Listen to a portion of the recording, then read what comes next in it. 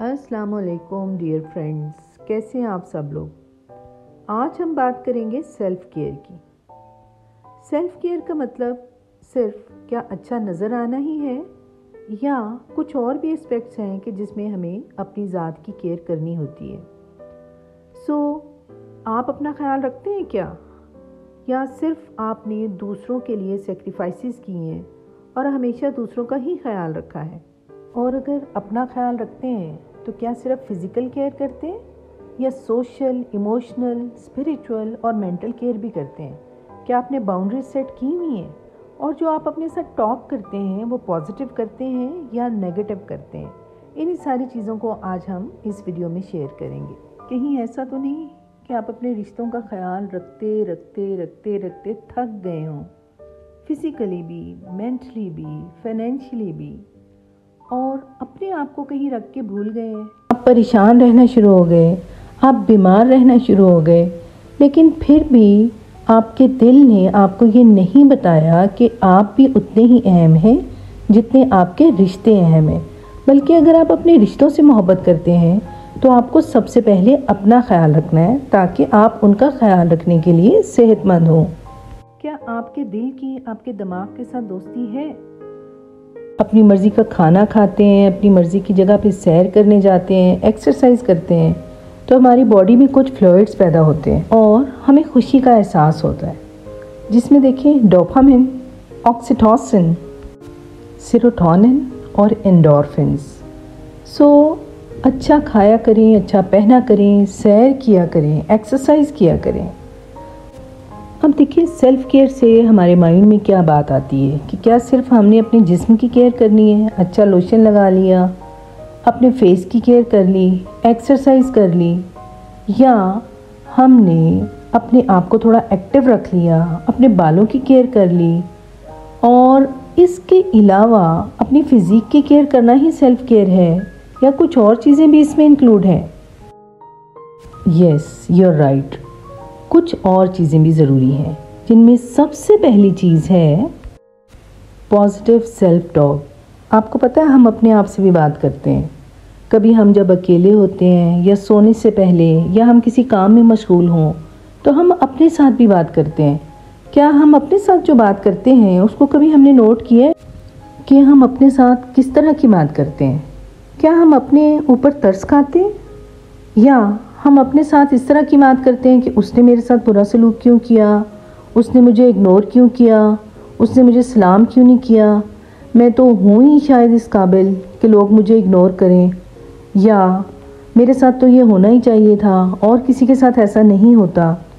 या हमारी टॉक इससे डिफरेंट होती है। हम जिस काम के करने का इरादा करें, हम अपने आप को ये प्रूव कराएं कि हाँ, we are having the ability to do it.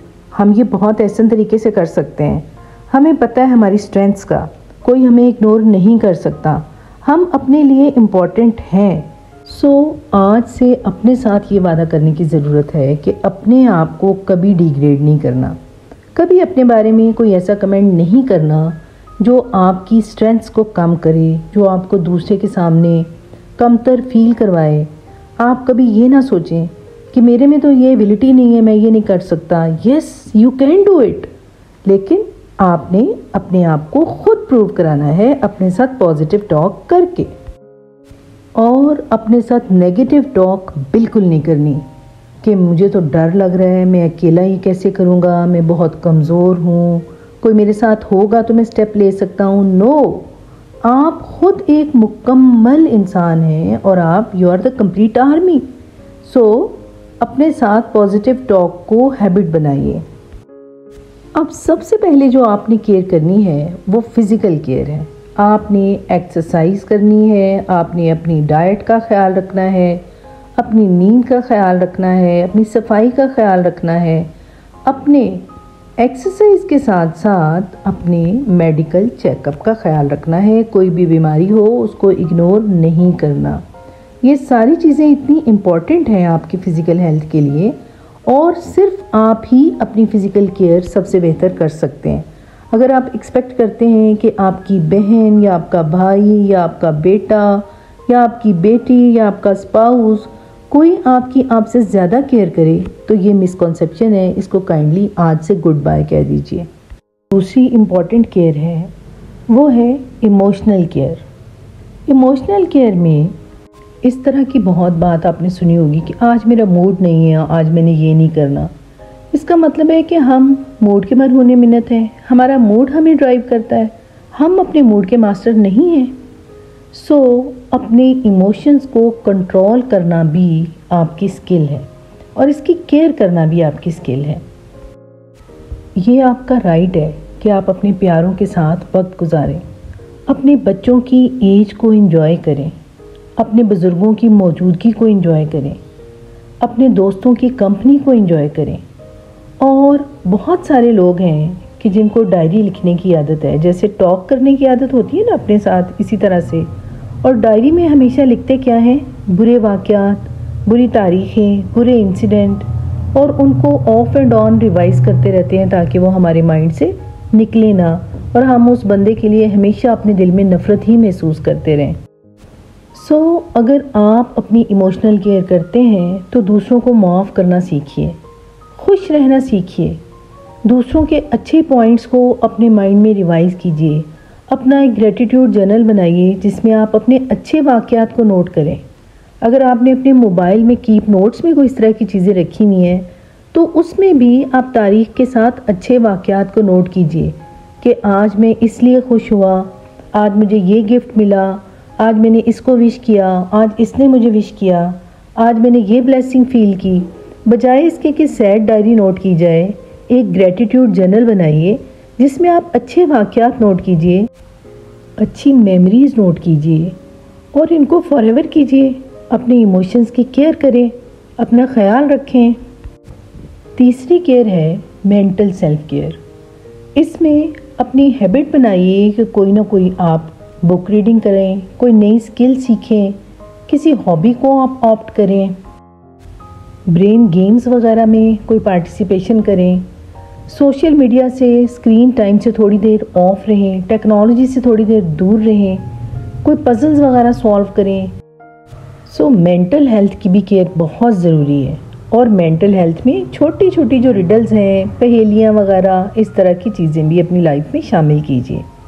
आप अपना ख्याल खुद रखेंगे तो ख्याल रखा जाएगा। तो फर्स्ट केयर थी फिज़िकल केयर, सेकंड थी इमोशनल केयर और थर्ड थी मेंटल केयर।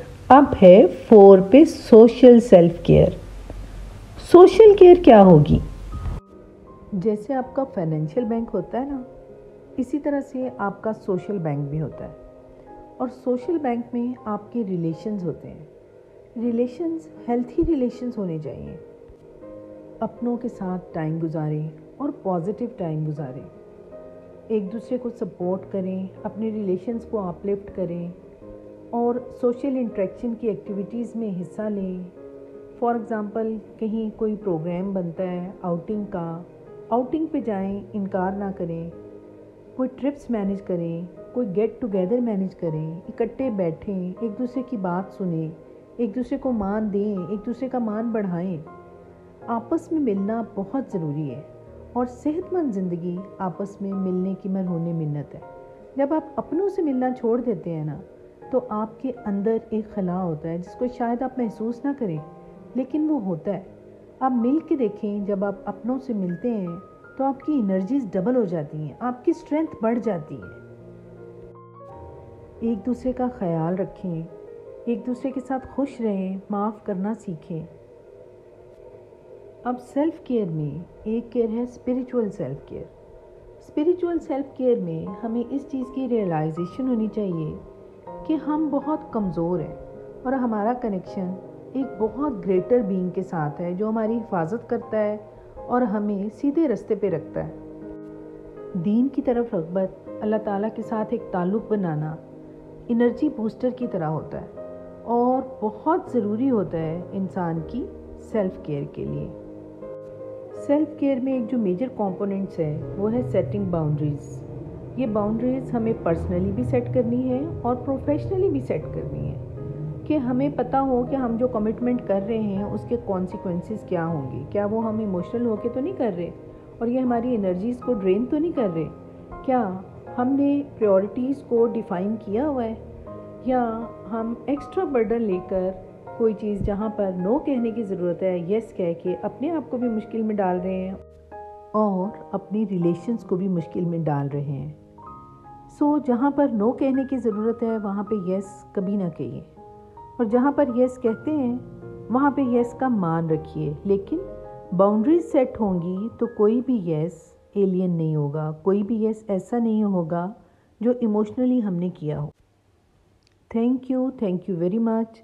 अपना बहुत ख्याल रखिएगा, अपनी फ़िज़िकल हेल्थ का भी, अपनी इमोशनल हेल्थ का भी, मेंटल हेल्थ का भी, सोशल हेल्थ का भी, और बाउंड्री को सेट करना कभी मत भूलिएगा, along with positive self talk. Thank you very much. Take care. Allah Hafiz.